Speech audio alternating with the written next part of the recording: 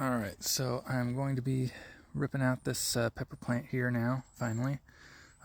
We're going to be getting some pretty cold weather coming in here pretty soon. Tomorrow it's supposed to get, tomorrow or the day after at night it's going to get down to like 36, which is kind of my temperature limit when it comes to protecting things from frost, because I've had as warm as 36 on the thermostat, or not thermostat, but the forecast, and had frost damage on my stuff. So I'm going to be getting this guy out of the ground here in a second.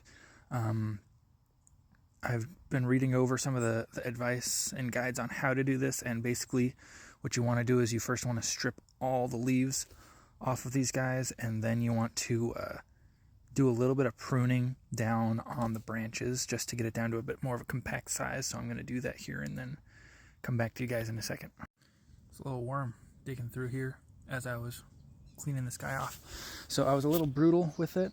A lot of these actually come off really easy, especially towards the tips here where they've got like a dozen tiny leaves, and they just strip right off with it, which is, I'm going to be pruning this back a lot more than just that, so I wasn't too concerned about it. And if you guys are worried about damaging these guys too much, I mean, like, if I don't do this, it's going to die anyways, so it's not like I'm really doing any worse than it's already going to be facing if I don't intervene, something kind of to put in perspective with this. I think what I'm going to do is I'm going to chop back to this one stem right here. This is kind of the straightest, it's the nicest.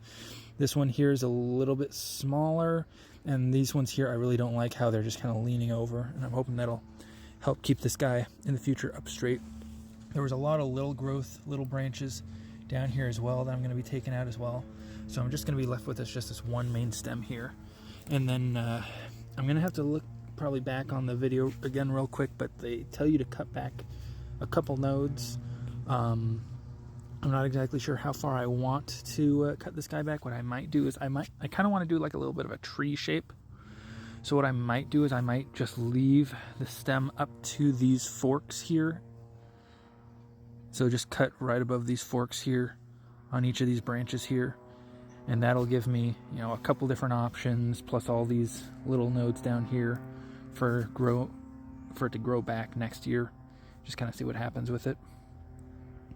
I'll show you guys what that looks like here once I get it cut back and out of the ground over for the next step. All right, so I decided on a whim to pull up the other one too, because when I looked at this, you guys saw how big that plant was initially.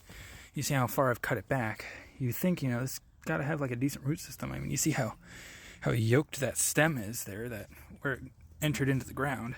And I mean, I gotta be honest, it's not necessarily what I expected. Maybe in another life this would have made a really interesting bonsai there, because that's just insane. But I pulled up this other one because I was like, surely they can't both be like that. Well, they both are. I'm really surprised by how big these were above ground. There weren't more feeders. Maybe my soil's just, really bunk. But then again, I'm really surprised it put out as much as it did if I had like soil that was that bad. But I'll be tossing this one away because I just don't really have a place for it, and this one I'm going to keep going with. I've got a small container here that I'm going to put it in. I've got some soil mixed up here. It's not necessarily amazing, but it'll do the job to keep it safe. The climate that we have here is not terrible. I mean, we'll get frosty nights, and under extreme circumstances we'll get frost that'll stay over the course of the day in the shade. Just maybe an inch tops of frozen ground, which isn't an issue for me here with all of my plants. Their roots are going to get a lot deeper than that. But so I'm going to be keeping this guy on my deck in the shade, and nice moist soil as long as I can. And if I'm on top of my forecast, which I was pretty good about it last year, then I should be able to keep this guy from getting any frost damage at night. Because basically what I do is, like I was telling you, if I can get anything lower than 36, I bring them inside.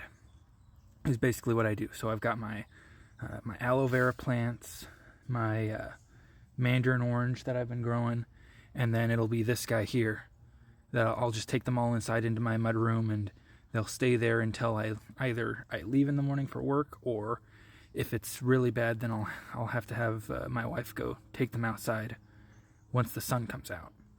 And that's the most extreme circumstance there is if it gets that bad, because even when it snows here, it's usually above freezing during the day.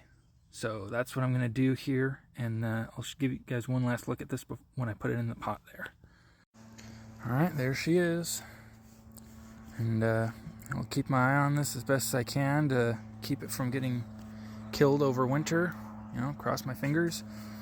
And the only other risk that I'm thinking of that I might have to anticipate is particularly sunny days. If a lot of sunlight gets on this, it might try to start leafing out again, which is what we want to try to avoid. Just the de-leafing and cutting it back is just to try to convince it to kind of consolidate itself down in the roots. Just try to keep it, in like a semi-dormant state, like any other tree would here during the winter when they drop their leaves. So, cross my fingers this will work well. I mean, next year, if it doesn't, I'll just try to start peppers again.